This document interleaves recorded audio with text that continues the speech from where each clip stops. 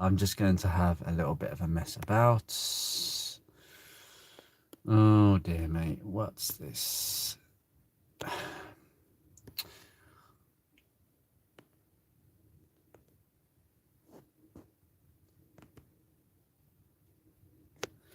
Okay, I've got my messages up and hopefully somebody will be watching this. Just mess around with my camera settings. Oh, no, I don't want that. Hello, hello, hello. No, don't want that. Right, okay, right, we've got the front-facing camera. Right, for everybody who's watching, oh, we've got one person. Hello, whoever you are. Two people, whoever you are. Yep, I am live at the Gaydon Motor Museum.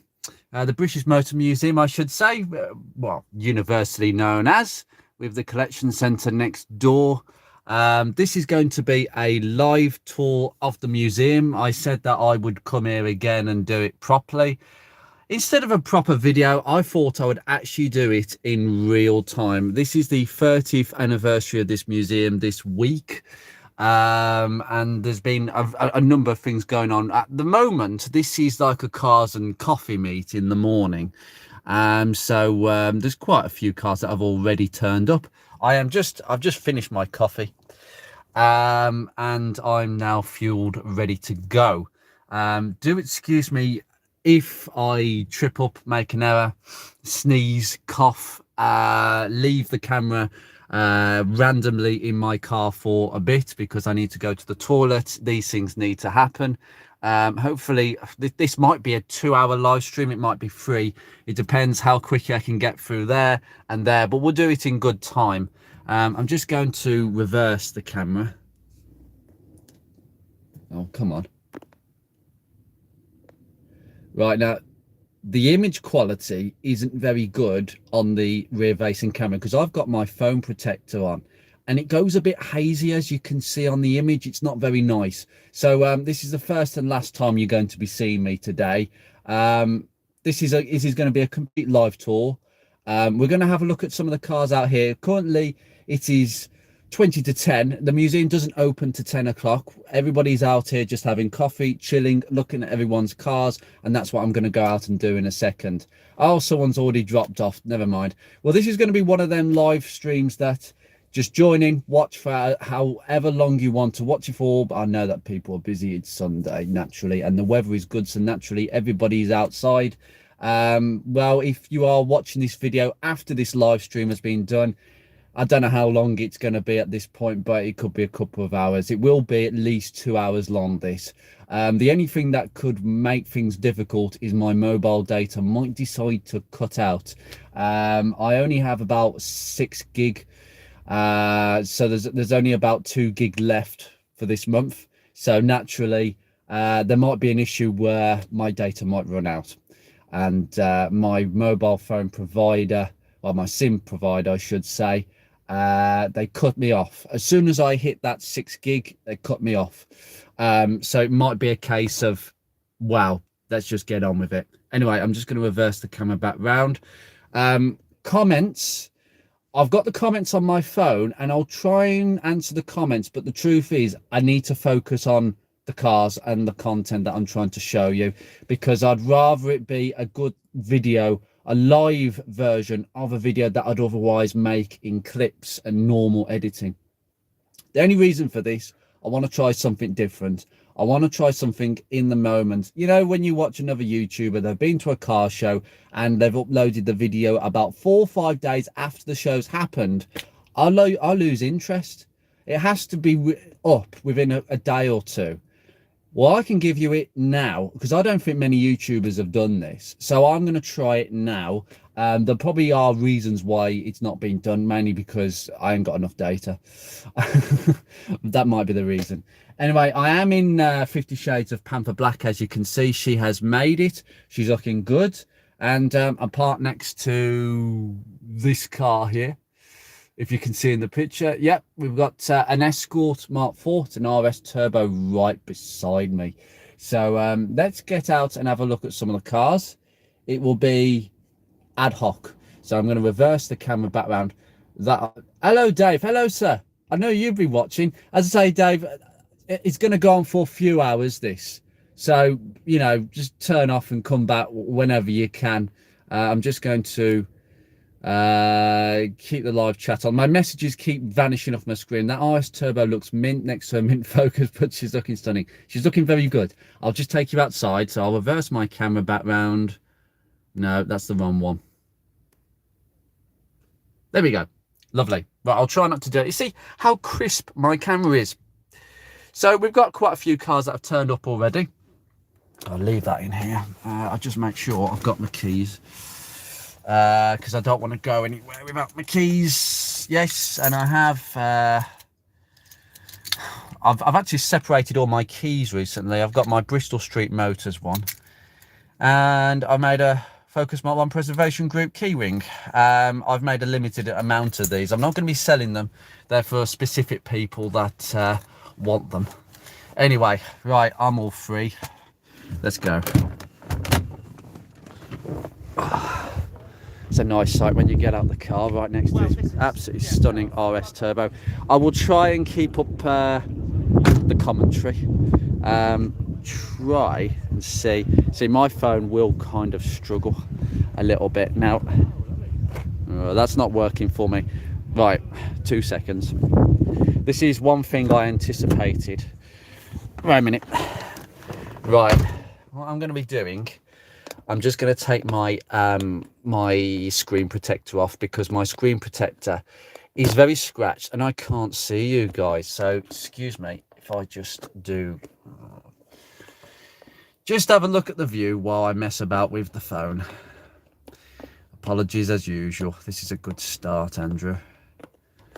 I was thinking I could get away with it, but oh, come on. YouTube Live. I've just taken it out of my holder. These are really good, by the way. Right, excuse me.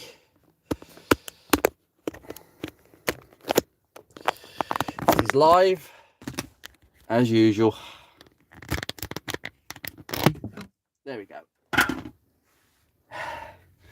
You see my problem. This is what I'll take this off now. See the amount of scratches on that? I can't see the phone. I can't see the phone. Now I'm just going to give my phone a bit of a clean. Right. And now we can insert into here. For some reason, we've just gone out a bit. There we go. That's a lot better. Right. I'm going to just insert it into my phone and we're just going to twist. Just watch my coffee. I do apologise for the start. Some of you may have turned off and already put a thumbs down to this. This is something I'd normally edit. I'd normally cut all this out, you know. I wouldn't be filming. That's the thing. But now you're live. Well, this is just unpreparedness. These are the things I have to do all the time. Right, go away. Right, now I've come out of the sort of zone out. Let me just zone in. No, go back. No.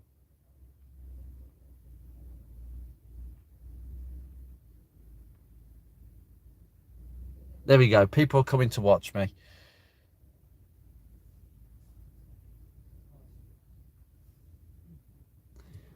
There we go. Well, I've put them on there. Right, we're going to just leave that in here. Let's get out of here. Sorry about that, guys. Now we can start again. Excuse me.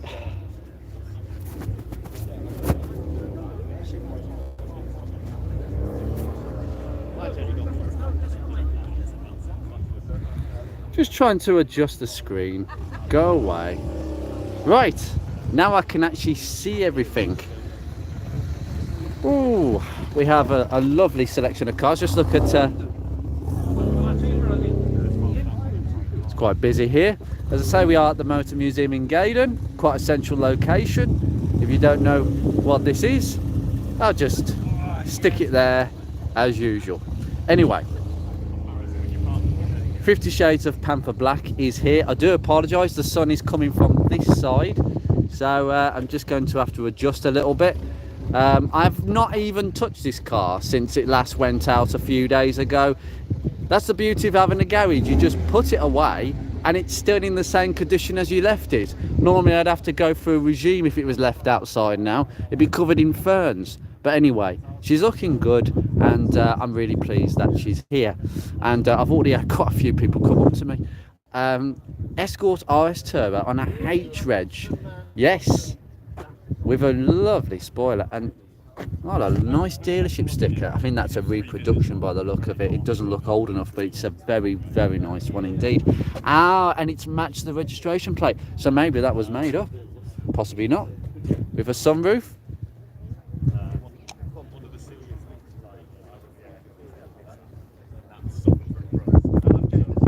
So this would be quite a late one actually on a H-Reg. The RS Turbo was not particularly long-lived. Nice car. Right, next one. Oh, we have a Lotus right next to us. That's just pulled in. A Lotus Elise, of course. Well, can't you tell by the registration plate? Oh yes, yeah. That looks so sporty. And there's another one here. We've got a Land Rover Counter. It's still wearing its original decals on the side, even though slightly ripped. It's a wow pickup slash pickup. It's a pickup with yes, it's probably a daily workhorse. C-Reg, so 1985. It would have a wide range of decent engines. Got a nice snorkel there. Yeah, very, very utilitarian interior. Patinaed, and it's it has some sort of LED conversion there. Well, that's quite handy actually, as long as they're, well, I'm assuming that is an LED projector. I've got a thing with LED bulbs in halogen projectors. It really doesn't fare well indeed. Yeah, we've got a Range Rover, which is possibly the last of the best Range Rovers. I do approve of these. They still have that knack of, yes, they became slightly more Chelsea tractors at this stage, but they still have great off-roading capabilities, and they're not overcomplicated. And I think Jamie Clarkson has one of these on a 57 plate. Best car he's ever owned, apparently, of all the cars he's owned, and that says a lot about this. So definitely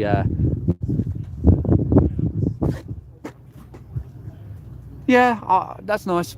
That's nice. Just the bills, the overall bills. We've got a Porsche right here. I'm just trying not to get the Porsches. No, we've got an MGB group gathering here. There's more MGR V8s than I've seen in my life. There's two coming in at this moment in time.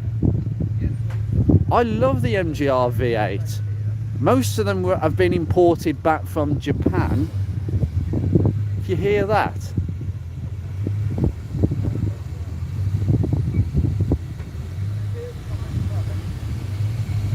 Oh dear me, we've got so many of them.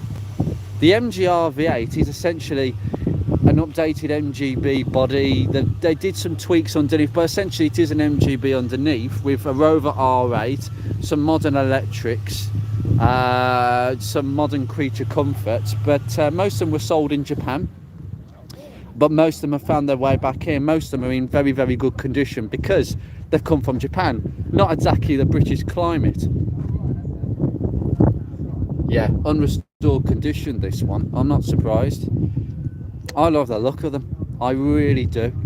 If you want an MGB, but not the age, although I've got to say they're very expensive.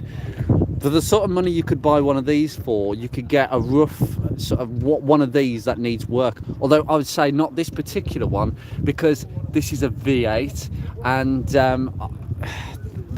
there was a couple of different versions. I think you had the Costello V8, and then you had this V8, the sort of production V8. I mean, you go to a wheel refurbisher, they're going to charge you a lot for this, because you've got to have this sprayed in all around it.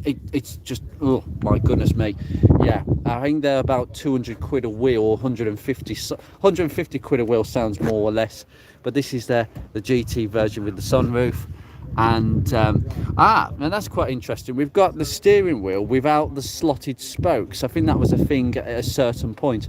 The V8s are very understated. Apart from the badge and these brilliant wheels, these alloy wheels, you wouldn't tell. But you see on the steering wheel, you've got no cutouts for the spokes. I think that was a very niche thing. Most of them have got the cutouts on the spokes.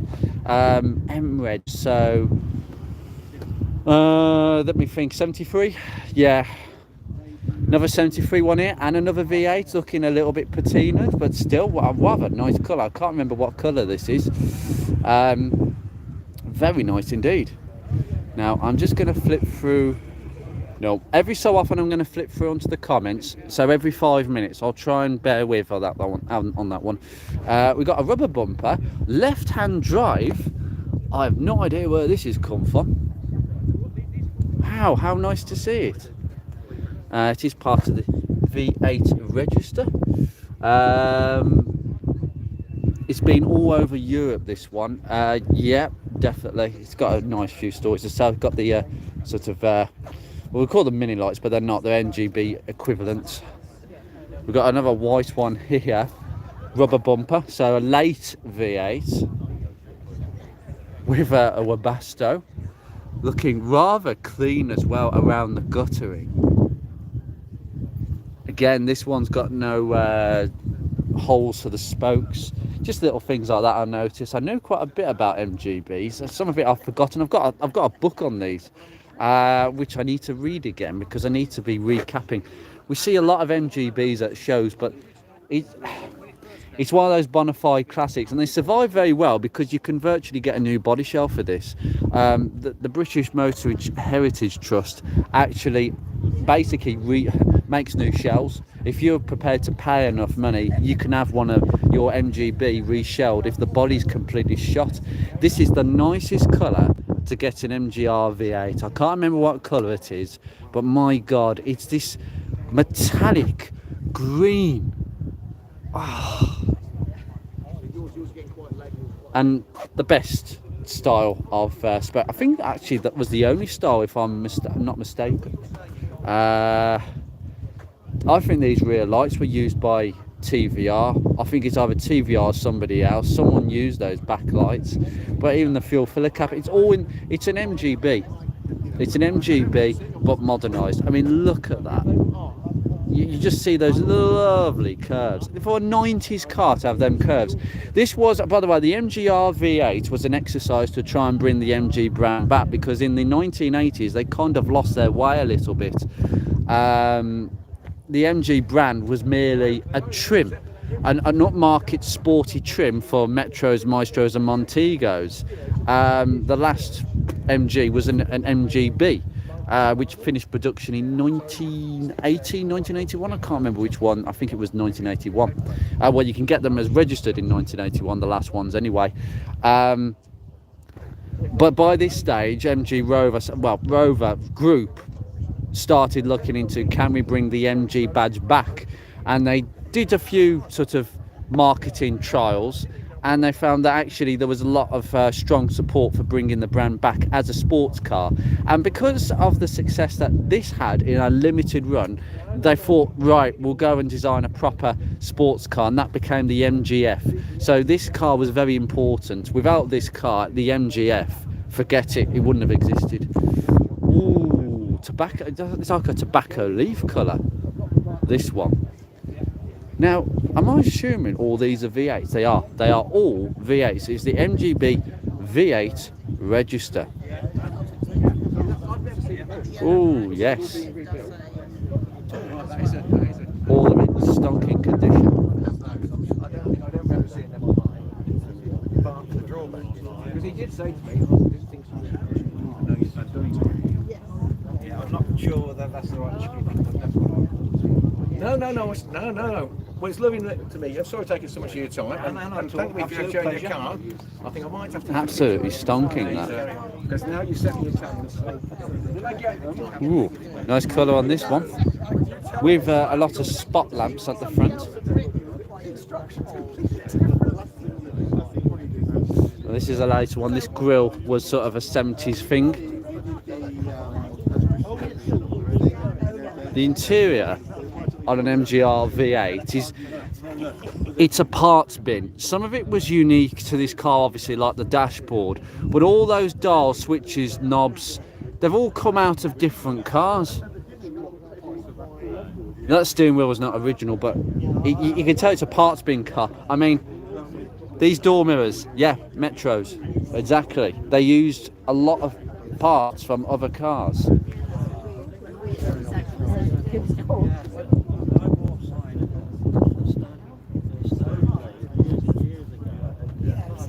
Well, I tell you what, do you know what? I've not seen many MGB V8s or MGR V8s. Well, you can only get the V8 in the MGR. MGCs are quite rare. There is a reason for that. Oh, we've had more come in since then. We've had more show up over here.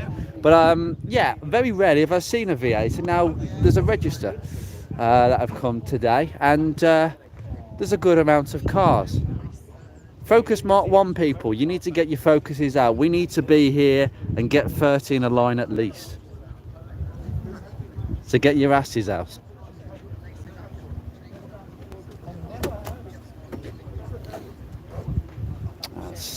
Stunning colour.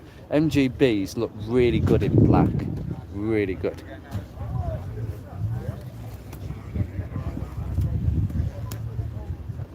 And this one, oh, on a 73 plate.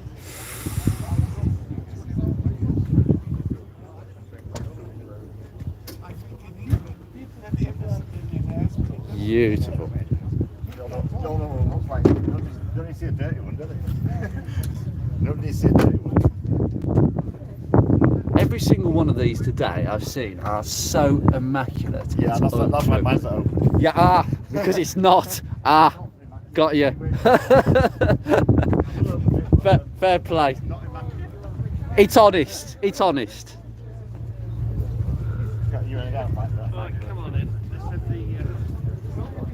And we've got that one. This one. They're all extremely tidy. Rover V8 with twin carbs sitting up there. Love the stickers. Between the two cars. Oh, you got to have a British Leyland sticker right in the middle of all that.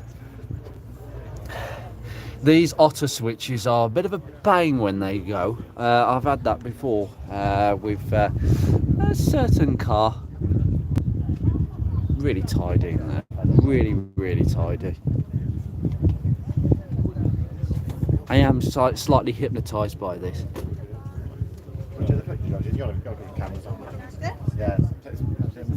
It's just been resprayed to an inch of its life, including the heater at the back.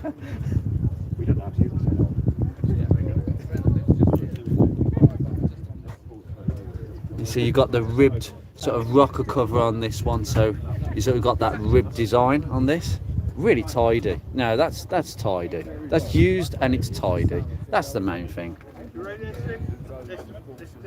And it's relatively free of leaks, which is another plus point. Ooh, nice one in orange. Beautiful colour yet again. Very nice. Still more coming in. People are slowly making their way in. Now I'm over here. Now the museum has just opened and we're going to go straight in once I've covered quite a few cars over here. Oh dearie me. So yeah, today, for those who've just tuned in, I am doing a live tour. Today we're going to be going in there because my ticket is kind of booked. This is only to 2 o'clock, so I've got to get on with it. So we're going to go in there. We're going to go in the collection centre. Yes. Don't these two look good in black? Not quite natural successors. Doesn't the Focus look blobby compared with an 80s Escort? I can understand why people didn't take to these immediately, but because they're both black, you can kind of see why. Focus Mark 1s are not low and sleek. No one will describe them as that, and that's their design kudos. Let me just look at the comments. Oh, we have absolutely no comments. Nope, not at all. Brilliant. Well, if you have got a comment, I'm going to try and flip through onto the comments every so often here. You're obviously a good guy. You've stuck by the rules. So many people didn't. Ooh, we have an L-Reg Tomcat Turbo Coupe,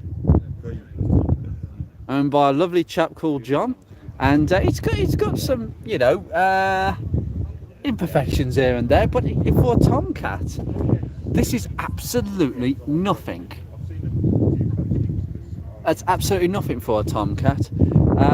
My best mate would screw himself over this, because he had a lovely one and it got stolen about 10 years ago when people used to nick these for fun. Oh yeah, I think somebody's tried to get into this one as well by the look of it. No, nice car, nice car.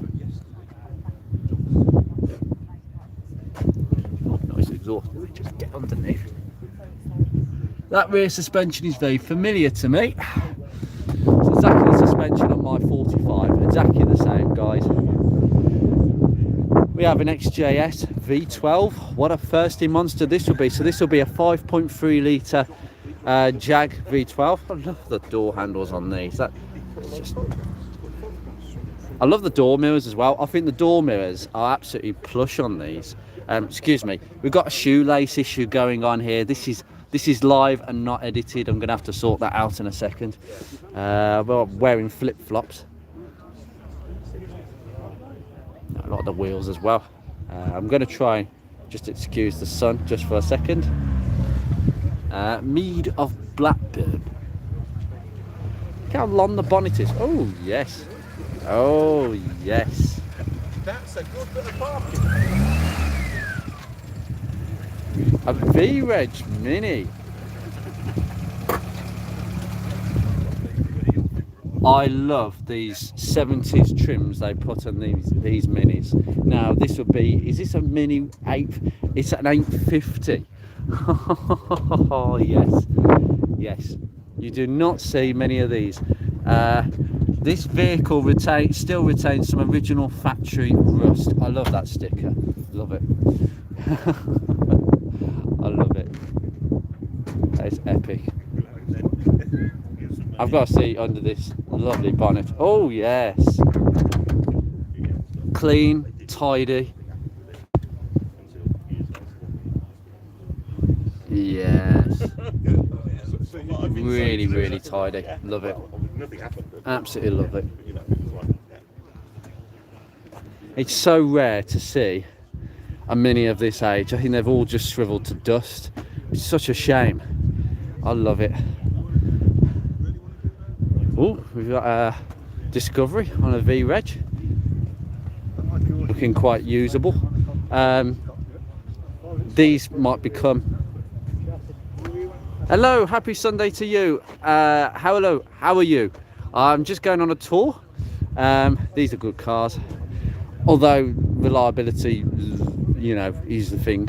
Oh, you've actually got a branded sun protector. Let me just look at the comments for a start. Yeah, I love a clean engine bay, Dave. It just shows you care. But you know, I also like dry engine bays, not clean, just dry. Now this is an XJ 1984 Daimler. Oh, it's a Sovereign 4.2. So we got the XK 4.2 engine with the pepper pots. I think these are the most stylish 80s Jag wheels of the lot. Automatic as most of them are, with the bonnet motif that nobody has managed to prise off. I'll be very worried with this sort of car, parking it on the street. I'll be worried that would be gone. Drug dealers would have taken it. Well, sorry, drug addicts. Sorry, I shouldn't say that, but yeah. I'm afraid by me, if you leave something in your car, believe you me, it'll be gone for about £2 for the next hit. Nice, very nice. Thank you very much.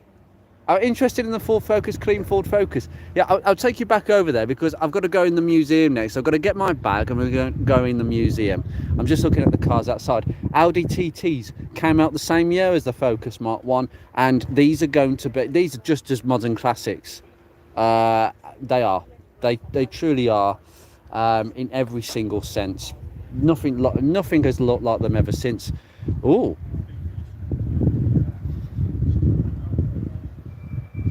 This is something you do not see every day. We've got quite a few cars. Oh, we've got a Ford KA. Oh, how nice is this? A convertible, an 044 plate. Oh, is it a KA Sport? Yeah, Sport. Well, KA, whatever the way you want to pronounce it. The Street Car Club. Styled by Pininfarina, maybe. I've never really touched to these in general, but seeing one here, I think this is the first KA I've seen at any car show, and it's a sad shame because, you know, they're just fun, cheap cars that probably Ford made no money from them. I'm going to put my card on the windscreen because, yeah, this deserves a shout out. Well done for the owner for bringing this. Oh yes, 2CV, very late one. In fact, I think this is one of the latest ones. I thought it was a Charleston with this sort of deep red / burgundy black combination.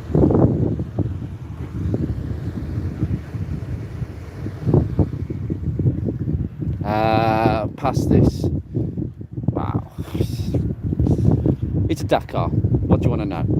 Jaguar E-Type in the most gorgeous blue colour ever.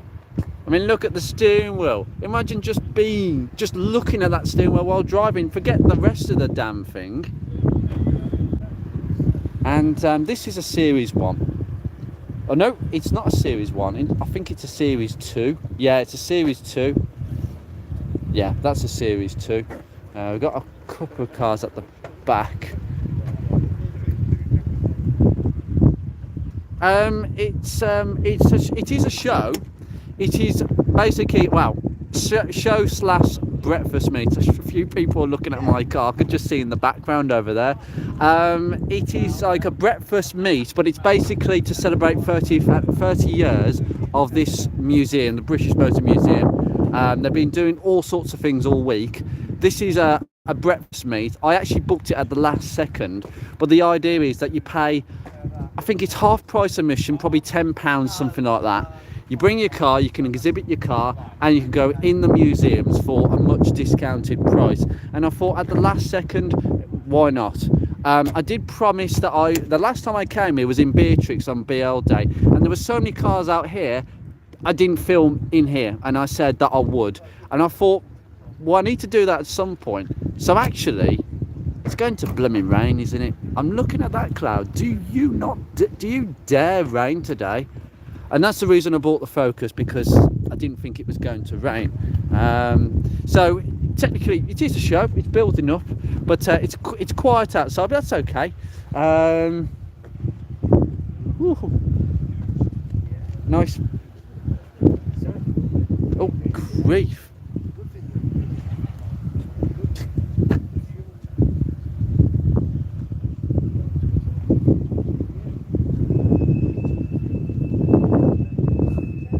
Corvette Stingray.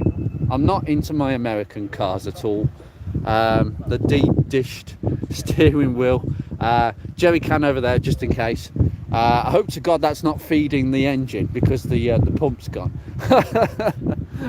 Oh dearie me. Right, God, it's me.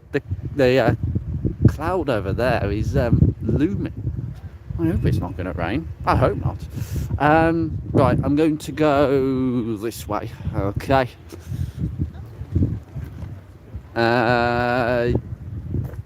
Yes, you can. No problem. No problems with that whatsoever. My Focus is looking pretty tidy, and the wheels are scrubbed up quite nicely.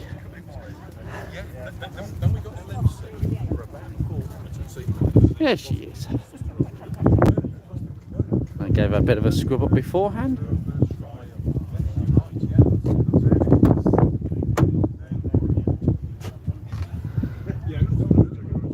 There you go. Happy?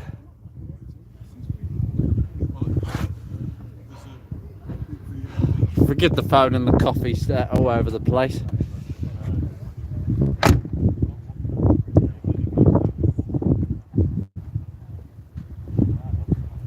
Lovely Escort right next to me.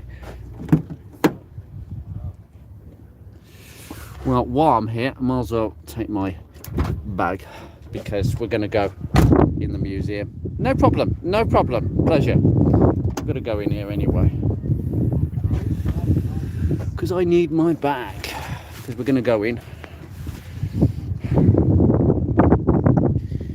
Right.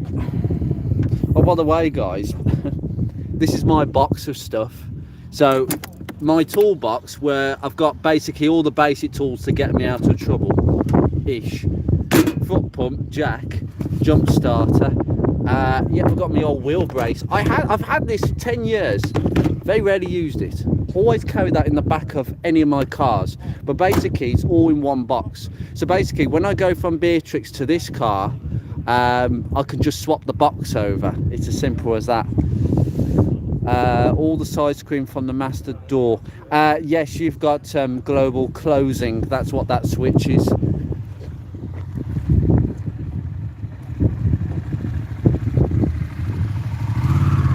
We're having way more cars turn up on that side now, but I'm going to just look at these cars and then we're going to go straight in. We could come back outside.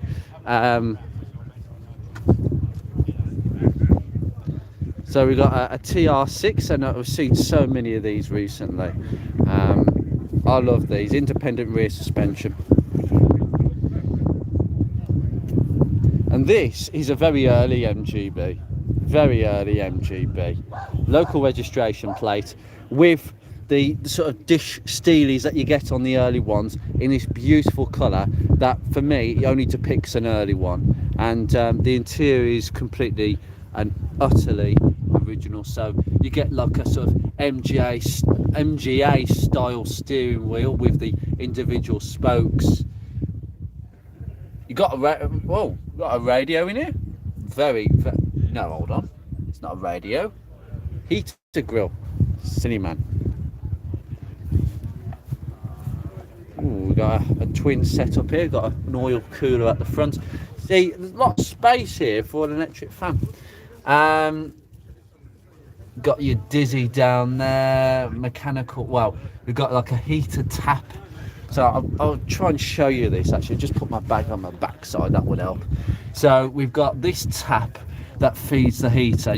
There's a cable in the car. You pull the cable, the sort of the rod, and it opens up the heat to the Smith's heater. It's so there's no sound deafening, so it's very echoey in here. We got the ignition coil that feeds the distributor down there.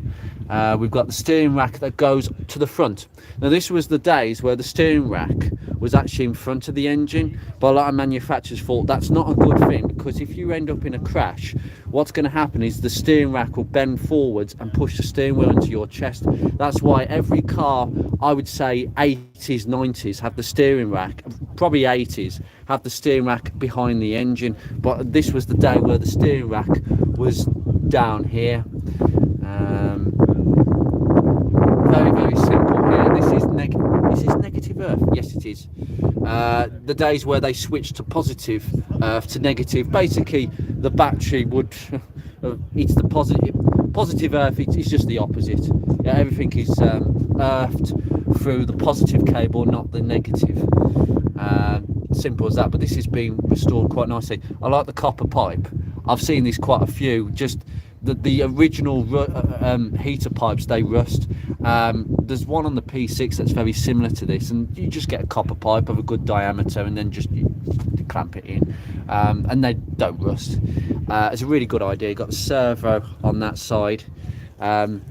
I think these look like HS6s. They are. They're twin HS6s balancing these carbs. There are Gunson kits that can help you balance them.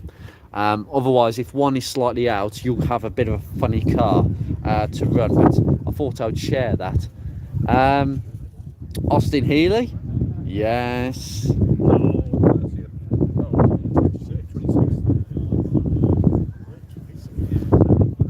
Oh, I love that dashboard. And just ignore the fuel gauges. And yes, you got to turn your ignition on and off. Yeah. See, this is an MGA with the same steelies. That's why I think this would have been possibly a late MGA, but there's a lot of similarities with the early MGBs. A lot of shared between the two originally, like the headlights and a few other bits and pieces. But nice cars, but obviously not as nice to drive as MGBs, but not that far apart in truth, especially not like this. Over here we've got this Alfa Romeo that came in, and do you know what? Well, the thing is with Alfas, you know what you hear is not the exhaust, that's actually engine sound, which is just incredible.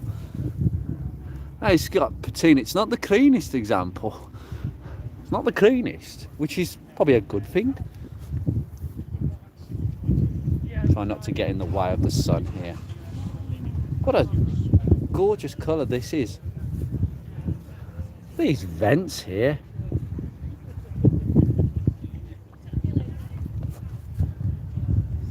That's superb. I don't know what Alfa Romeo it is, because I'm not into Alfas at all. Well, right next to it we've got a Cortina. Oh my god, it's a 1.3 on an S plate. So late 70s. So we're talking about the Crossflow Kent engine. Wow, a Crossflow Kent engine powering this. I'm assuming that that's what it is, because I can't remember the smallest Pinto that they ever did. But what an absolute stonking colour for this car. Are we talking 1976 here? Oh, I love that. Just put my hand down.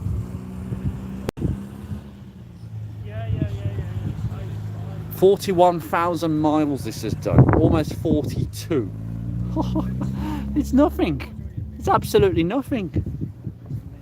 And right next to it we have a Capri GT. Let's go over here.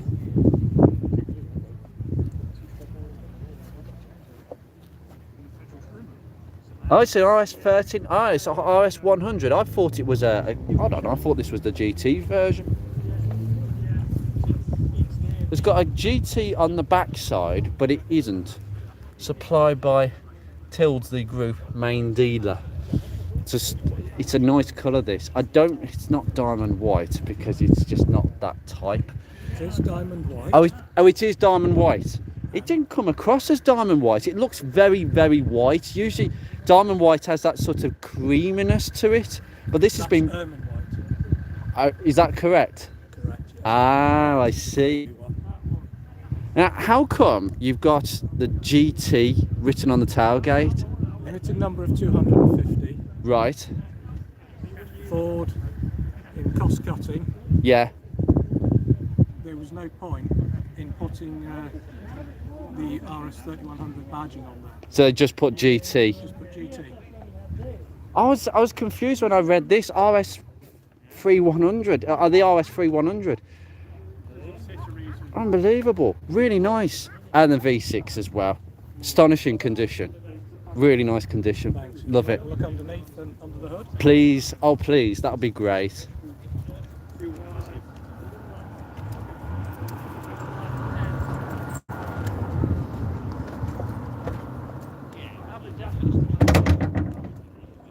Clunk.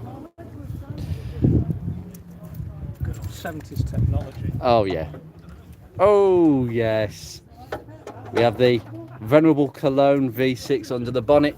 Check coolant. Sorry, Essex V6. Ah, the Essex V6, sorry. Not Cologne, Essex Mark V6. in the UK never had a Cologne V6. No, When we okay. come to the Mark 2s, mainly Mark 3s. Corrected. I stand corrected on that one.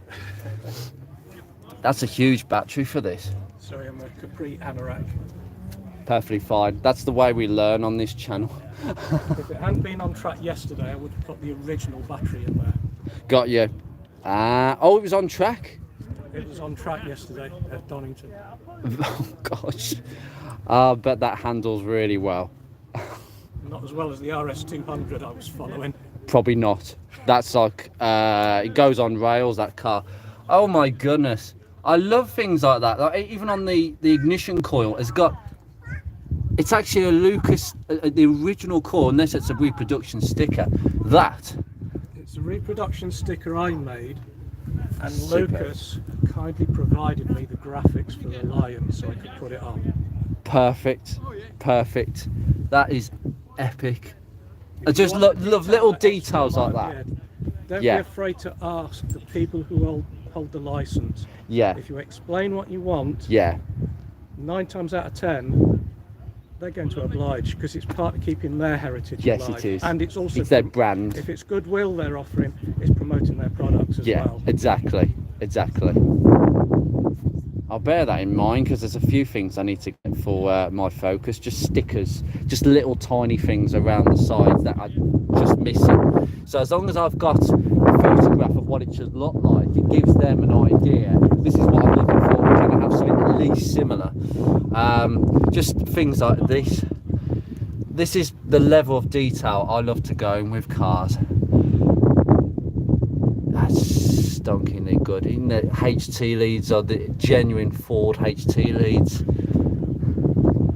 Beautiful. Thank you for showing me this. Thank you very much. Stunning. You take care and have a good day. Oh, we've got a 75 here. It's nice to see one of these actually. There should be more of these at shows. I don't think it's a V6, otherwise it would say. We've got a oh no, it isn't. It's a Dolomite. I got that almost. It's the original Dolomite, which has the 1850 engine. The 1850. Nice. Just hit my last half a stag engine. Half a stag engine. There you go. That's why it's a Dolomite, because this was here first. Got you. True. Now we have the famous slant engine. Now this was developed with Saab, and Saab actually used this engine in a lot of their cars afterwards. I think the Saab 99 used a slightly varied version of this engine. It's very weird the way it's slanted to the side, but this is one of the best engines I think to come out of the 60s, 70s. I really honestly do.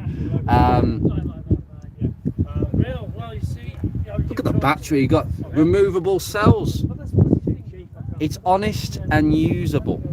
But yes, Saab had a lot of input in that engine, and they're cracking engines. It makes the Dolomite what it actually is. So it's the full fat Dolomite 1850. But yeah, Saab 99s use the same engine, believe it or not, just tweaked for their own purposes. Oh, we got an MGF here. Yes, I fully approve. We'll just stick a card under. Actually, I'll stick a card under a few that I've passed. Yes, very nice. Got a nice veteran right here. Oh, it's a Rover 10P1 built in Coventry. This would have cost a pretty penny back in the day. Beautiful. Now, I've got to stress about this. I'm not one for Freelanders. I never have been. And this is the original Mark 1 Freelander. But if anybody knows and recognises that registration plate, I didn't know this. This is the first one. This is the pre-production Freelander, the first one produced. And until the last owner bought it about a year ago, well, the previous owner before him had not got a clue. Hadn't got a clue what it was. It was going to be scrapped for 400 quid for, it didn't drive, it needed a new starter motor, that was it. This would have been scrapped because the owners didn't even know about it. But that's the same car in Autocar, 12th of November 1997. That is just unbelievable. I'll be wrapping this in cotton wool. I think the owner definitely is. He's got a binder. And apparently, this black insert, well, this black painted surround on the doors, it was supposed to mimic the Range Rover Classic. Yeah, it's supposed to be mimic that, but apparently only 2,000 of them were ever made with that sort of style black paint. So if you see a Freelander with this black surround, it's either been done up to look like an early one, or it is an early one, most likely. So yeah, it's quite a really rare thing. It's a pre-production, and it does say here it was a press car, and it has the 1.8K series, and the head gasket has been done. And I'm going to leave my card there. Stonking. And also the best thing about it, this car was made today 26 years ago, 1997. Have I got that correct? Yeah, manufactured on the 20th of August 1997. There you go. Happy 26. What a day to come here. Another TF here. Got to leave a card here because I just love a TF. Yes, got to be done. Registration plate. We've got an MGB right beside it with the chrome wire wheels. Not seen too many with the chrome wire wheels today, actually. Well, the V8 versions, you could have these on the V8 versions, but most people had the alloy option, and it was probably quite popular, quite modern to have alloy wheels in the 1970s. Really nice. And we have over here, oh, now this is quite a late one. Is this an MGB LE by any chance? It might not be. Let's have a look. No, it's a GT limited edition, 1980, so it is quite late. It is very, very late. That dinky little aerial there. Absolutely epic. Right, now what I'm going to do is I'm just going to pop my camera down, and I'm just going to face you against this car just for a second, because I need to do some readjustments. Excuse me. I'm just going to pop you there. I'm just here. So yeah, we're going to go into the museum now. So we're going to have a really good look around. So I need to get my ticket. So just bear with.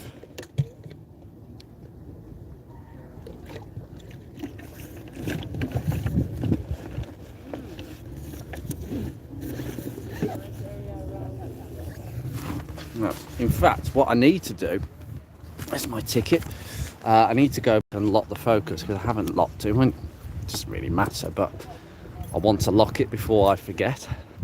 And we've had more cars come in over there, but I think the majority that have turned up have already turned up. So if you are watching, I'm about 53 minutes in, and I've got to go into the museum. It's about 10:30. This fob isn't responding as well as it should. Yeah, unfortunately I don't think this, I've changed this fob recently because the buttons are better, but it turns out it's a little bit less responsive. Oh.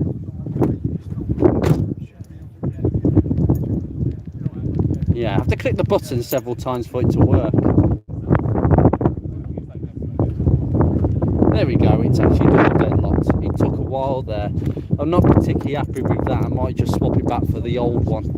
The only reason being, my lock button had sort of collapsed. You don't get that click feel, and this is better, but it turns out I think the signals are a little bit poor in this one. There's nothing wrong with the battery whatsoever. So anyway, let's get in and show my ticket. As I say, you're coming on a bit of a tour with me, a bit of a journey. Oh, excuse me a second. Which channel are you? Usually fixing and tinkering is my channel. I'll give you my card. Oh, brilliant, 'cause I never remember these things. Oh no, go for it. That's why I carry them around with me. Thanks for asking. Yeah, it's like in Birmingham. Yeah, I used to Birmingham. work at Rugby. Oh, you're not far from me then. Yeah, good. Yeah. I like the Birmingham guys, but my son doesn't Oh, I know. Tell me about it. I've got to be careful what I say. I haven't got a passport to go south. Neither have I. Sometimes I need permission. Well, this was started off in Liverpool and then finished in County Coventry. Yeah, When I went to school opposite the factory when they were making it. that's nice. That is. That's nice. Well, it's been a great pleasure to chat to you. Sorry I didn't have a real seat. No. My mate's going on the 26th. Right, sorry about that, guys. Now let me just have a look at the comment. I was just reasserting. Yeah, I know, Dave, that Capri. Ideal.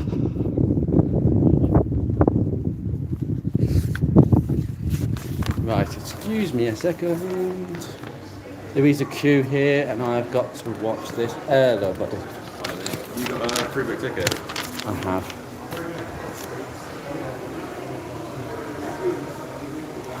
I'll be looking forward. There we go. I'll give you a sticker so you can get it to the door.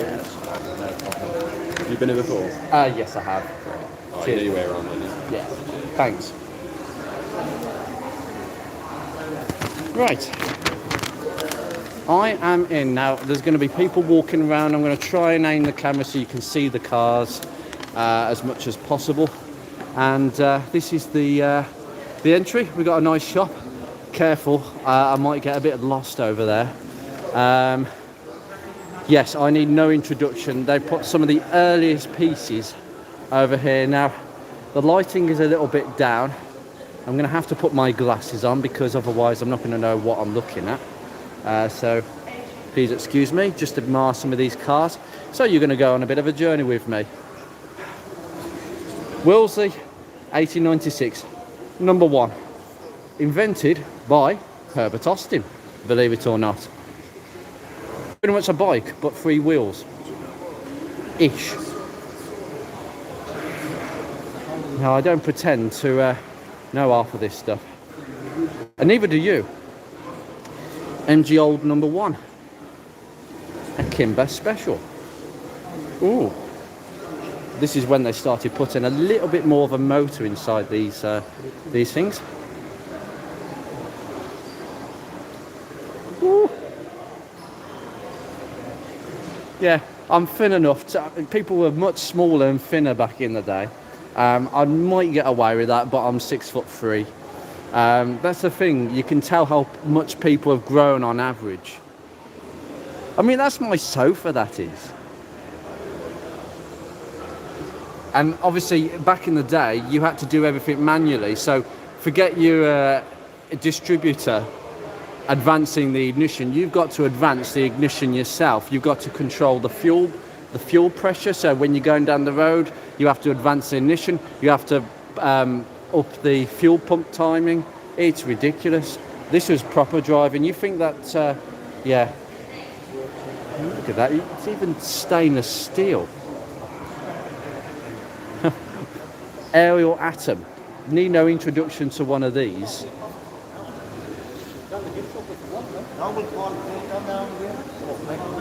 Yeah, need a fire extinguisher right there, but oh my goodness me. Yeah, lovely. Lovely, lovely, lovely. I'll try and get as many in as possible. Aha! Land Rover.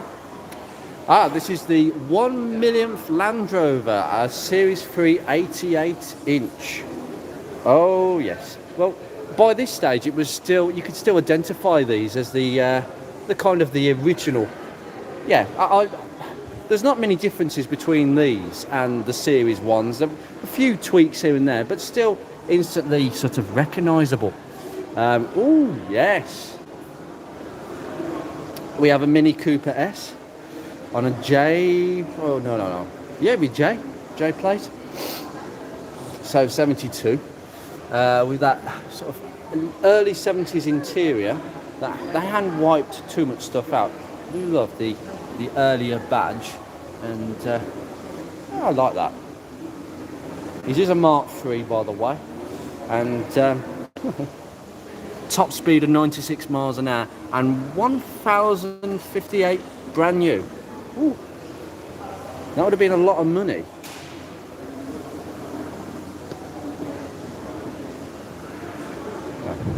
That one went to the scrapyard years ago. They've just cut it off. A Series 1 E-Type, and the Series 1 E-Type, you can tell, basically it's got an enclosed piece of glass. I prefer that. I don't know why they just cheapened it out a little bit. Oh.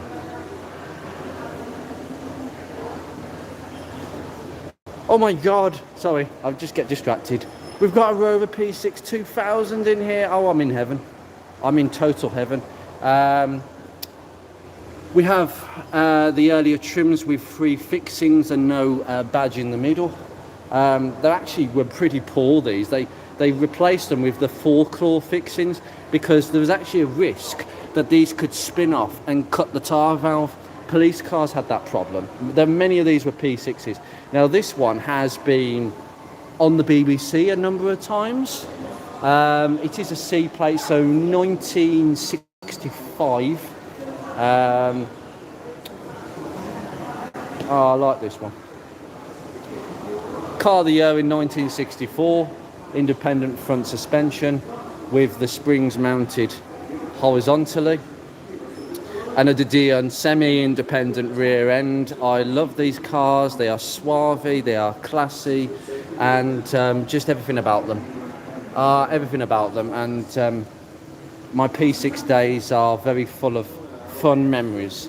And it's a shame because most of them that I see on the roads today are in not great condition. They are the sort of cars that, God, just show you that. Yeah, it's running in still. I'm not surprised, it's barely being used. But they're not in great condition these days, the majority of them. We have the garage. This is your typical garage.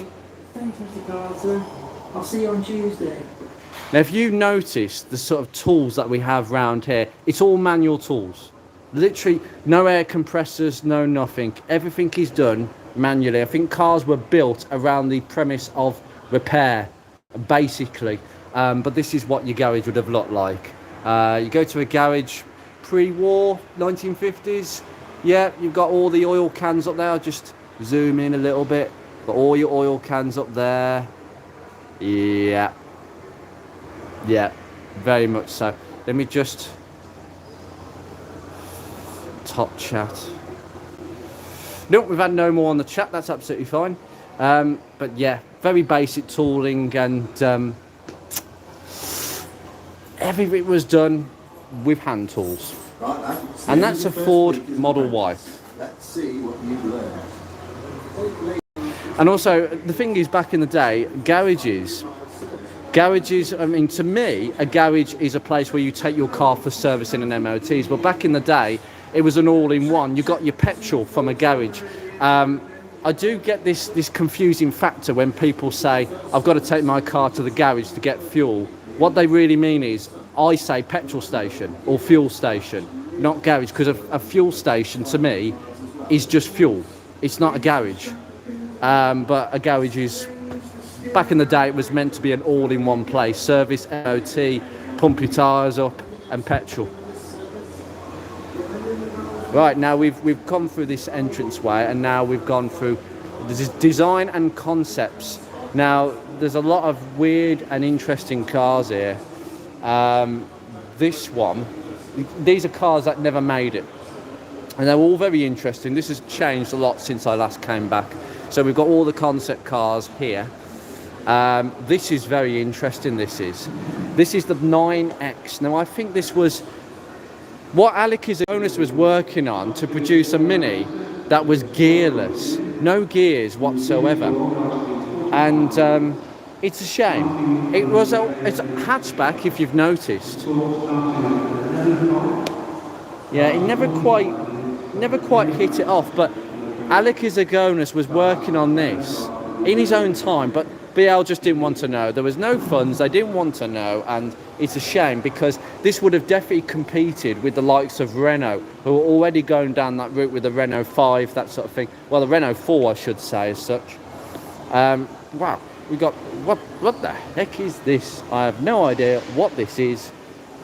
Crompton Leyland electric car. Oh, it's an electric car with battery, using batteries. See, electric cars, they were thinking about this in the 1970s. This is a Triumph Lynx. Now, this, as far as I'm concerned, was the fastback coupe version of the TR7. Why the hell did they not put this in production? I think it looks really, really cool. It looks BMW like. I'm telling you, Triumph was our equivalent of BMW. And why would you not? Again, like, probably most of these we're going to see lack of funds or just... Yeah, British Leyland was withdrawing from the sort of sports car market in the 1970s. They allowed the TR7 to die, the MGB to die. And obviously sports cars were not a great thing. They only came back, sports cars came back in the 90s, and this just went the way of the wind. We got a Vauxhall VXR concept. Ooh, quite nice actually. We got a Mini Twinny Moke. Now this is the Twinny Moke.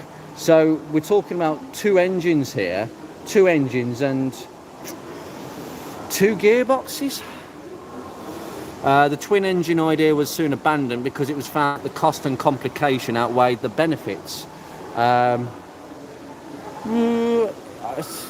so we've got an A series under the bonnet there, and we've got another one here.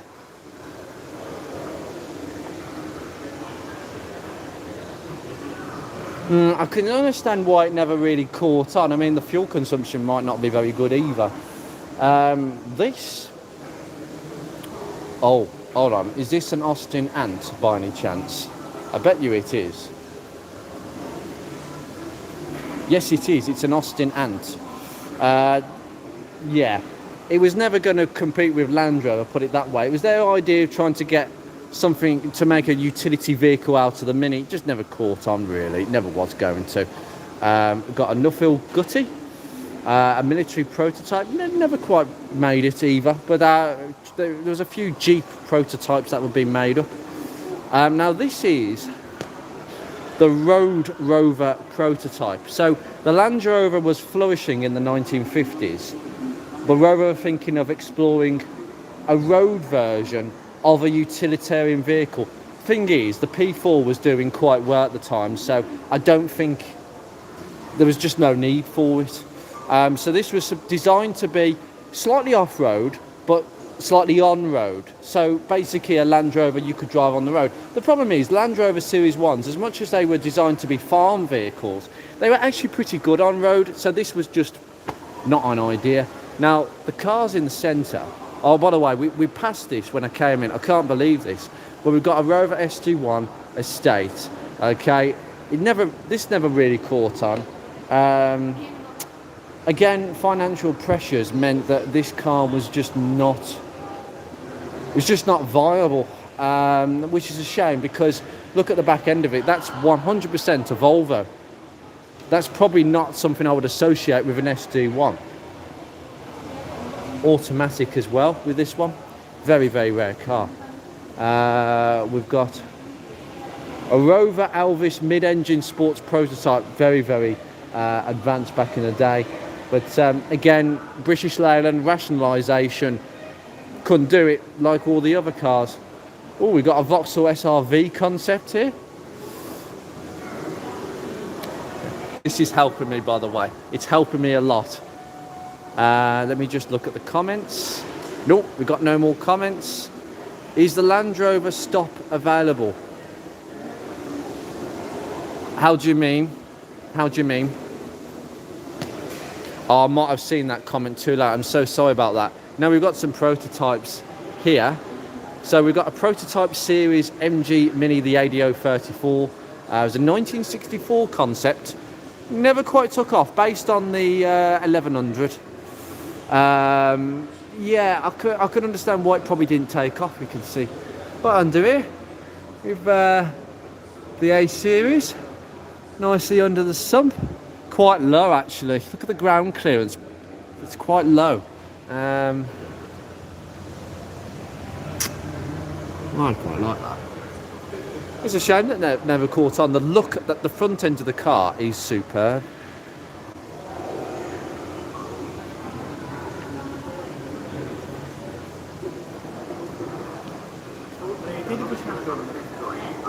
Very nice indeed.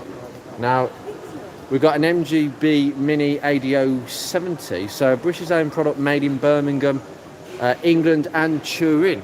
Oh, this is something very different. This is really interesting. I'm really glad they've put this on because these are the interesting cars that we've never even seen before. Again, just the standard configuration.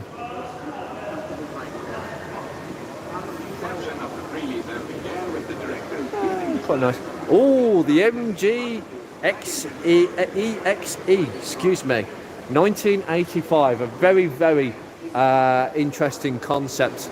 Well, quite a few people have seen this one. You imagine if they'd been making, MG had been making products like this. Look at the back end. Does anybody recognise that back end? Of course, they took inspiration from the back end of this and put it on an MGF. So they definitely learned something. What an amazing car.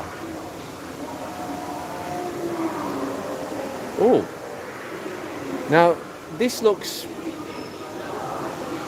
well, one of them. Ah, sorry. Do you know what? I should know my history because this is a T3 gas turbine base unit. Rover were obviously developing gas turbine cars. They designed the P6 for a gas turbine, but they ended up converting it, well, not converting it, but just accepting that they needed to go combustion engines typically. But they produced a very good 4-cylinder engine for the P6, very good engine indeed. But yeah, it never quite caught on, but gas turbines were around. Now this is actually what it looks like. There's absolutely nothing to it. And they drove absolutely fine. I wouldn't know where to begin on what part is what, but the first one was Jet 1. Now Jet 1 is over here, and it did work. And post-war, there was an awful lot of creativity around cars, and there was new routes being pursued. But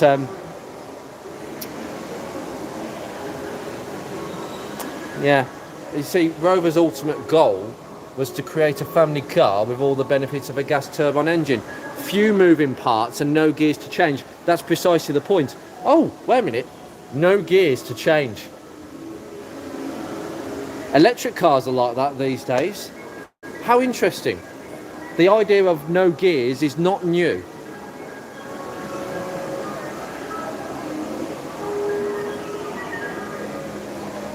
I wouldn't even know where to begin.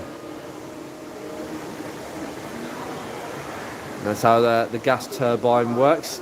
Really, really fascinating. We're talking about huge amounts of pressures here, about 4,000 bar, something like that. This is another Rover concept, and it is again a T3, the T3 gas turbine coupe, so much more. That was a test bed. This was more of the finished item. But this over here is the P6 gas turbine prototype, 1961 T4, which was eventually to become the bedrock for a P6.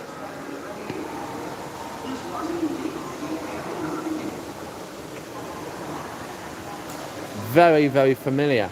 You've got the different seats and extra dial pods, that sort of thing. This is an industrial gas turbine off an Austin 250. See, Austin were messing around as well. I don't like this lip. I think they got it right when they changed it. Ooh, dear me. I hope you're not getting bored yet, because we've got a Rover BRM.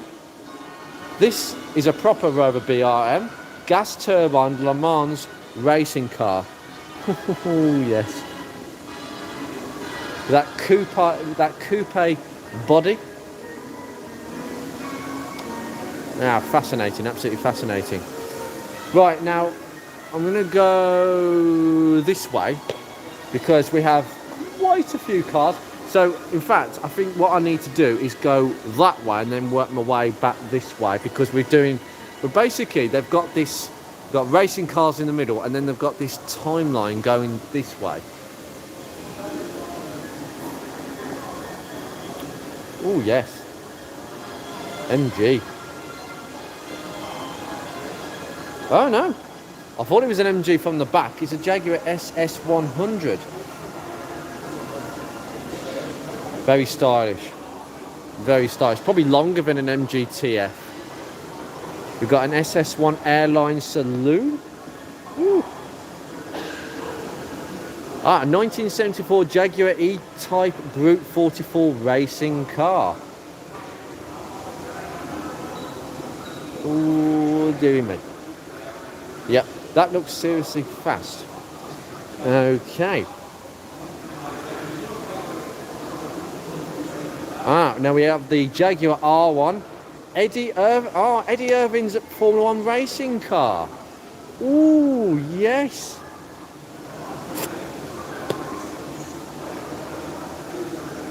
Got a V10 under the bonnet. I didn't even see. Look at them tyres. Well, they've got casings on them.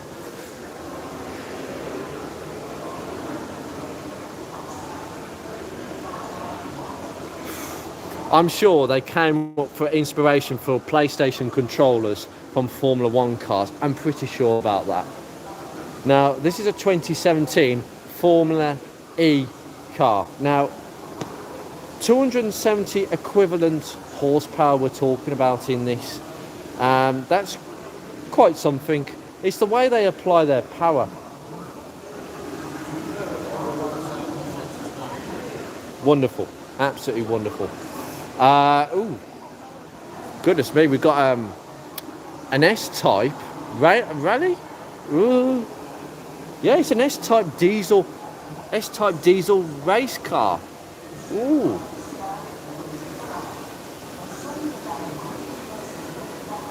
Very nice indeed. We got a 2008 Jaguar XFR V8, which I think it was known as one of the fastest Jags you could get your hands on. Got some displays going on. Ooh, got some more cars there. Honestly, I'm lost. Right, I'm lost, but I'm trying to get some sort of logical pattern of what I'm looking at. I hope you like this. I'm just going to have a look at if there's any comments. Nope, no more comments.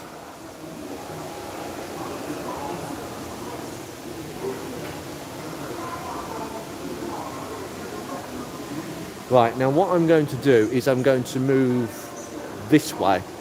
You just come here and it's just an Aladdin's sort of cave, really.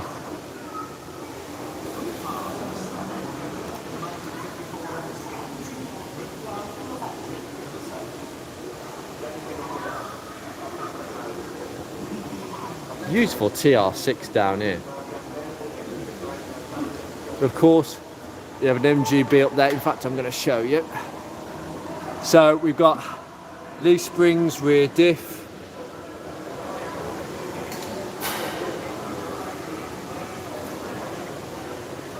Oh, sorry. Honestly, what did I saw the back end. I didn't even see that. It's a midget. Oh, that was really silly of me. Confusing an MGB with a midget. How can you, Andrew? Double wishbone at the front. Yeah, we got a double wishbone setup. That double wishbone setup, by the way, double wishbone, brilliant. But I think the same could be said for McPherson strut. Hello, sir. I have visited the British Motor Museum and it's a great place to visit. Well worth the entry fee. Yeah, it is. It is. I mean, I paid about £10 to get in, so to display my car and come in the museum. Well, why not? I don't come often enough to negate a membership. But oh my goodness me. Sports cars, lavish sports cars. That's a TR2, I believe.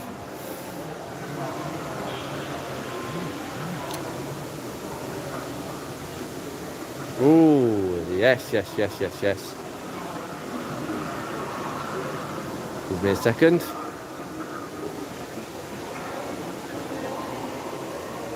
I'm just going to turn my camera.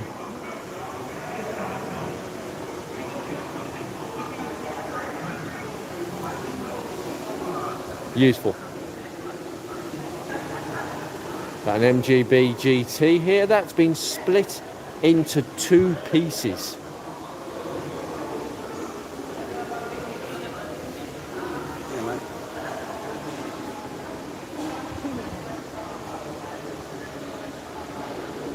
Wow.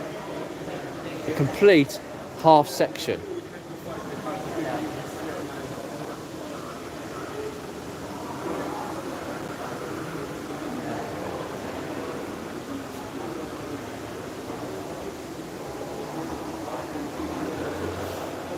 Well, dearie me, I do apologise because I'm now nearing my data limit. I might have to cut this live stream a little bit shorter than what I thought.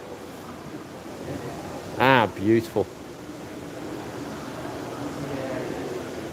Ah, that's quite interesting. I'll bear that in mind. Tip Top Motors. Well, lovely Lotus here. Jensen Interceptor. Well, this is the FF version. That's quite rare in itself. Ooh. Aston Martin.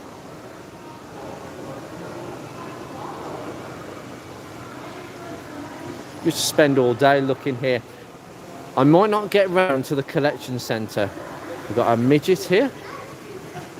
A Rover 12 horsepower saloon. Brilliant. Love it. Ooh, yes.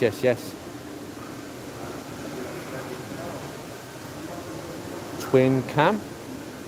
Tons of sports cars down here. But what I'm going to do, before I go on to that part, I'm going to go on to this part. Burley is a good place to go, actually. Right, so we're going to start in the 1940s. Morris Minor MM. Now this was 8 years ago, and this is his first complete car design. I very rarely seen one of these. We all know what these are. Ah, nice. Very, very nice indeed. We've got a P4 Cyclops. I don't need to know about that because there's the middle one declops the Cyclops. Beautiful. Now, down here we've got a Ford Anglia. The original Ford Anglia. Triumph Mayflower. We've got an Armstrong Siddeley. Oh no, there is a ton to see. Austin 1958 Austin Metropolitan. Ooh, standard family 8. Austin A40. Car design is getting creative. This Austin Metropolitan, love these. These were designed for America. They never really caught on. Now we've got ooh, nice one actually. MG Magnet. It's a ZB Magnet. I don't even have to look at that. When MG tried making a saloon car, got a Vauxhall Viva H4 Deluxe, beautiful car. An Austin 1100 automatic. See how cars have actually evolved from that side to that. You've got blobby, curvy lines to more square and angular as you get towards the 60s, 70s, but still curvy. I'm just looking at the bodywork. Got a lovely Ford Anglia over here. Do like those wheels. Yes, I know everybody says the Harry Potter car. It gets a bit on. That's a Mark 1 Austin 1100 automatic with the AP gearbox. Got a lovely Reliant Robin here. Ooh, 123 Super. Oh yes, we got a Worsley. A Worsley 2200 1975. With a vinyl roof and all the touches. We've got our Ford Cortina 82 litre gear, so with a Pinto engine. It cost about £4.5 brand new-ish. I quite like these. And of course, we have the Austin Metro 1.3. Wow. Now, I believe that this car is, or was owned by a certain Diana. Yeah, similar to right behind it. I think if you want a Metro, you've got to see one in this condition to want one, because most of them are not in this sort of condition.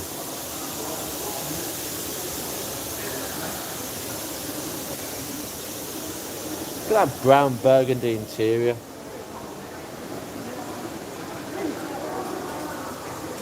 Right, so what I'm going to do, I'm going to walk. It's a Reliance super van. I do apologise, I got that wrong. Why did I call it a Robin? It's a super van. Post office. Oh, blimey neck. Your post may not get to you on time. Now, just a warning, this live stream could cut out because my data is getting towards the end of its limit. So, I might have to return here, but that's absolutely fine. We can return here on another day, on another live stream. Burley, Baloo. Yes, I knew what you meant. Oh my goodness me. A Mini, completely made out of Lego. That took some time to make. We got this lot. Ah, we missed this bit on the timeline. Oh, we've got a lot of tracks on this Ranger. We've got a forward control Land Rover. Royalty cars, well, Rover P5B, you can't get more royal than these cars.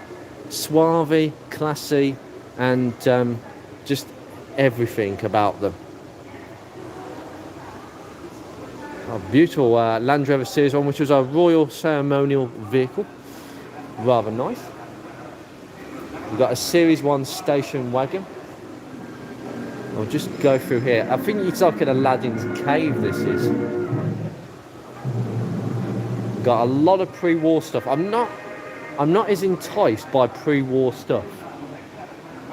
Mainly because I'm not of that age and most of you aren't. See, I've almost tripped.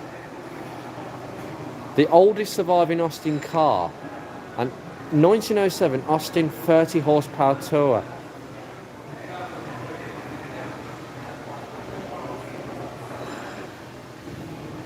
Beautiful, beautiful, beautiful.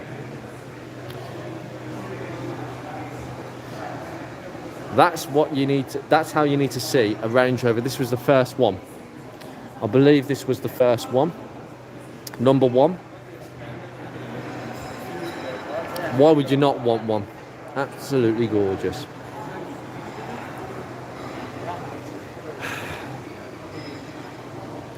I'm over 100 years old, so please do not step on me. Yeah, your foot might go through the floor. That's what buses used to look like. Very open to the elements.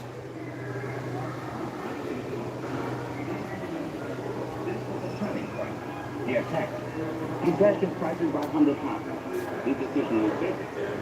just give me an email. It's on my channel. Please give me an email about that one, because I'm bombarded with messages at the moment, so I'm trying to get through as best as possible. We've got the rallying section here. Ooh, interesting. So we've got, going back to the 1890s here. Austin 7.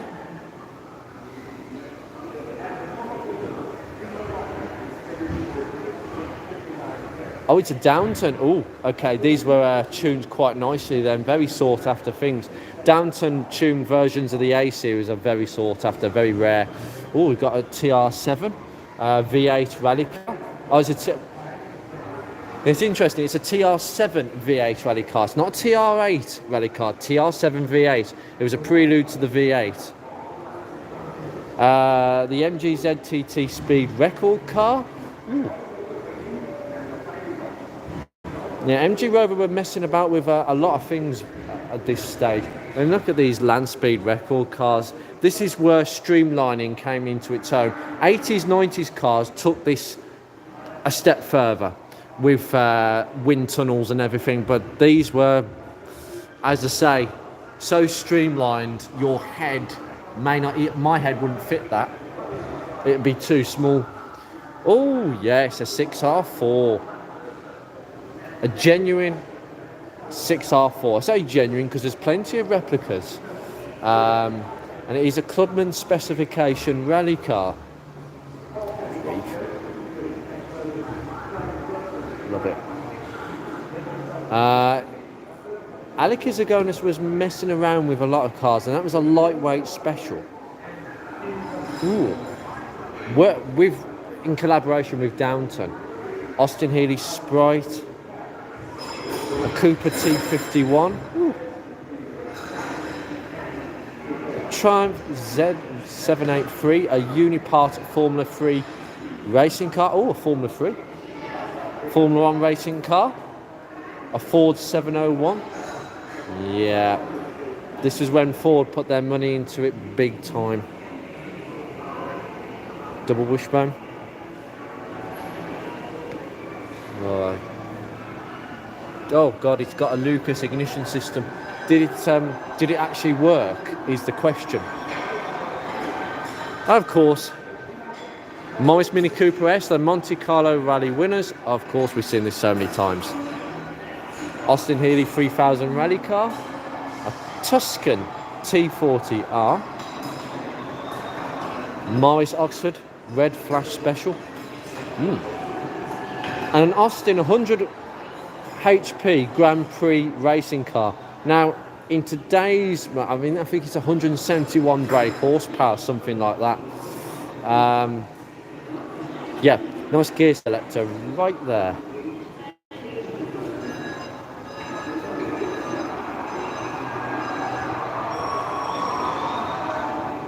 There's so many interactive displays, it's absolutely untrue. That's just ridiculous. Thunderbirds Arco. DeLorean, as we've seen. It's quite a genuine one. Loads of replicas going around. If you want to learn about how your cars work, we've got all these little foibles down here. A box of gears. Stripped down box. Very, very nice indeed. So, if you want to learn, this is where you learn. Oh God, Thunderbirds Argo. That's just bonkers. Oh my goodness, that's bonkers. Yeah, Del Boy's not here yet, but his car is here. This is the genuine, I believe this is a genuine one, actually. This isn't a replica. This is actually the genuine one with the rust to come with it. Yeah, that's just... yeah, it is. He wasn't ever known for his taste, was he, Del Boy?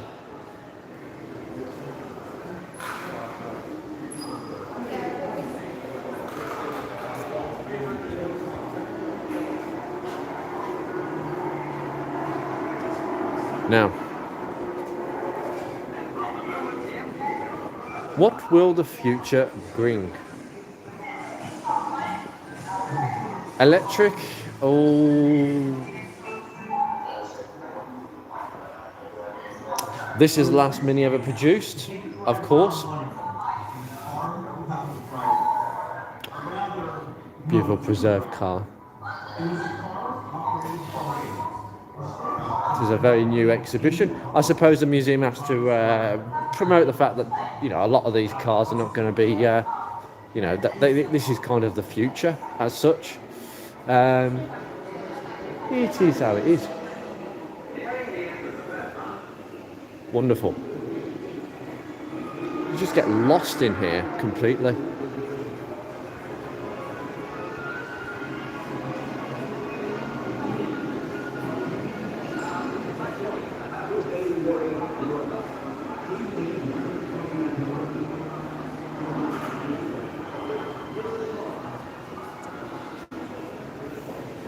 As I say, I think I might get away with not having my phone cut out on me.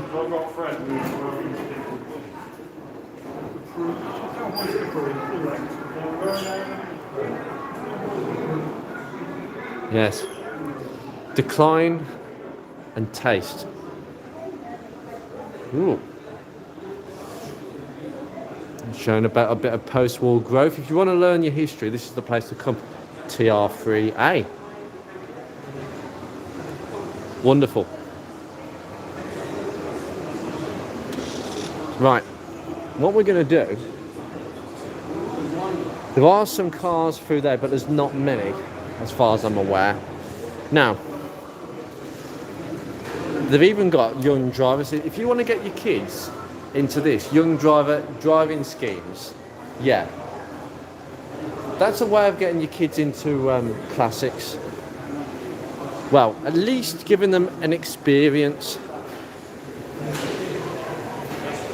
Now, I'm going to go over to the Museum Collection Centre. This one thing I will say, it's quite new. So I'm just going to walk out here.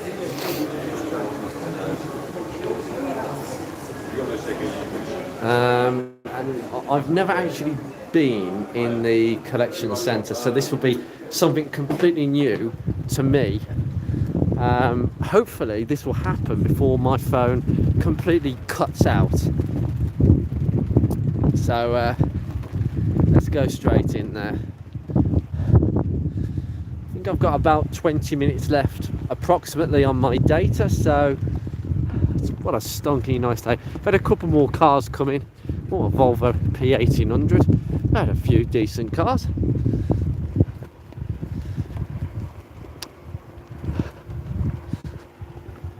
Ooh, we've got some nice cars out here.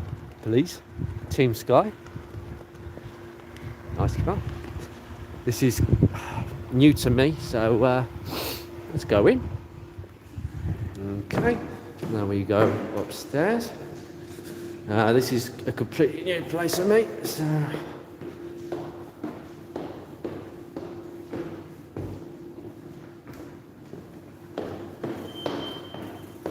right. Okay, now just a little disclaimer. If it does cut out, I do apologise in advance, but we will come back to this place if it does. Now, these are cars that are not in the main collection, but have been housed here because of the amount of cars that... I tell you what, the first thing I can smell, that I couldn't smell in the main building, that smell of old car, petrol, oil, material, insulation. Oh my goodness me. You can actually see the A-Series in a mini configuration with its end-on gearbox. I say the only engine where the gearbox and engine share the same oil, even on the automatics and the oil filters. What an absolute pain that oil filter must be.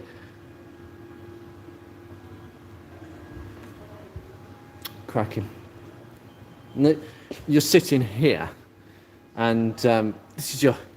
I think there's a rubber cone. It's not hydroelastic. This one, it is a rubber cone which perishes right there, so it bounces off that rubber cone. Just very, very simple. So you get your brake line right there, but you can see, like, you're sitting here and you're so close to the engine. There's no barrier whatsoever. Fascinating. Now we have right next to it, we've got a Land Rover cab there. We've got a Allegro. An Allegro 3, as denoted by the headlights, with an E-Series engine. Martin, is your engine going to look like this by the time we've finished? Maybe, maybe not. Looks too nice, this one. But this is, it shows you the sort of steel structure of, sort of frame-ish. Now, this might be familiar to anybody who watches James Bond. Skyfall, yeah. This was the actual Land Rover Defender that they actually drove. It's the actual film car. That's quite rare because usually film cars, they get broken very quickly. But because this was a Land Rover and it was in one of the best films that I've watched in a long time. No, I think I missed the Vauxhall collection. I couldn't work out which one it was from because I say it's been ages since I've actually been. Now we do have, I'll just make sure my phone is attached. Don't want to lose my phone. We do have a garage. They do work on a lot of their exhibits. So we've got a Land Rover there, we've got an XJ there, another XJ having its XK engines having a look at. Yeah, I need a workshop like this. Could we have a Mark 1 Focus workshop like this where we can just put tons of tooling everywhere? Yeah. When I think I've got enough tools, I've got enough tools to fill that corner if I had the space. I got another Defender 1110 which has just been completely and utterly stripped down. So coil springs at the back. I've got your diff there. And they've stripped it open. They've cut it open really nicely. So you got your diff lock, which will basically either give you 2 or 4 wheel drive depending on what you choose. Yeah, very nice indeed. With the V8 engine, station wagon. Now we've got quite a few here. This one was the last Mini found in the tunnel at Longbridge. The tunnels are vast, and this was what remains. It's the last Mini to leave Longbridge. It is a 1275 GT, so quite a popular version. It is today, and it is as it was found. I do apologise for the lighting at Rolls Royce here. I don't know what car this is, but it looks quite fascinating. Whatever it is, it's overhead valve, so you've got push rods. So you've got a chain. This was the days where, if you're not familiar with this configuration, camshafts are normally up there from the era of the 80s, 90s and beyond. But here we've got a chain that drives the cam, and that operates push rods. That push rods act on rocker arms to open and close the valves. There's a lot more parts to this. So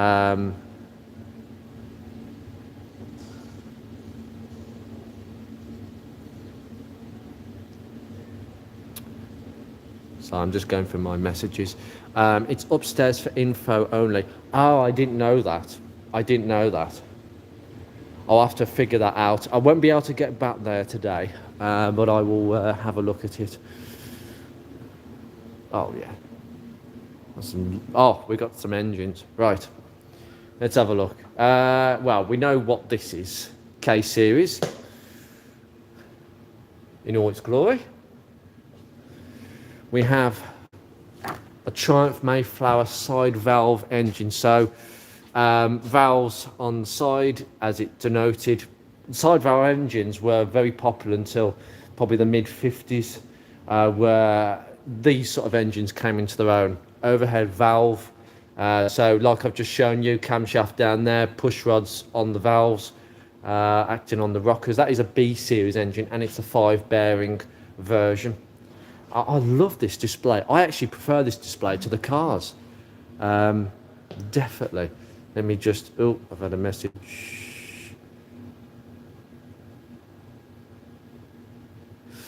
We've got a Land Rover Discovery 2 transfer box. We've got an R series development engine. The R series was a stopgap solution, really.